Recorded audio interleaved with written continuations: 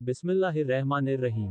हजरत Khabbab बिन अल अरित रज़ियल्लाहु अन्हु भी उन्हीं मुबारक हस्तियों में हैं, जिन्होंने इम्तिहान के लिए अपने आप को पेश किया था और अल्लाह के रास्ते में सख्त से सख्त तकलीफें बर्दाश्त की।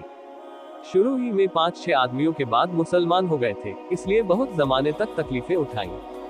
लोहे जिरह यानी कवच पहना कर इन्हें धूप में डाल दिया जाता, जिससे गर्मी और तपिश की वजह से पसीनों पर पसीने बहते रहते थे।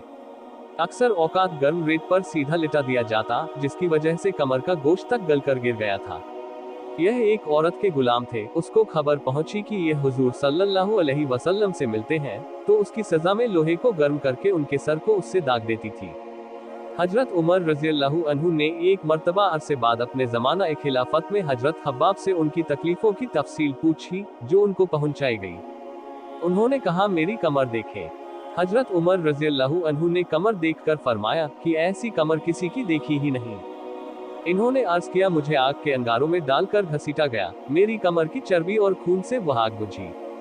इस हालात के बावजूद जब इस्लाम की तरक्की हुई और फुतुहात यानी जीत का दरवाजा खुला, तो उस पर रोया करते थे कि खुदा न ख्वास्ता हमारी तकलीफ का बदला कहीं दुनिया ही में तो नहीं मिल गया।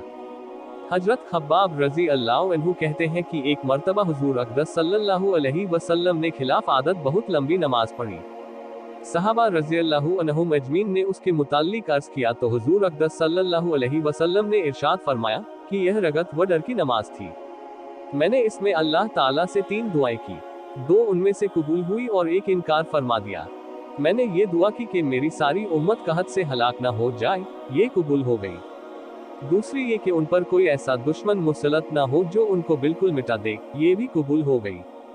तीसरी ये दुआ की कि इनमें आपस में लड़ाई झगड़े ना हो, ये बात मंजूर ना हुई।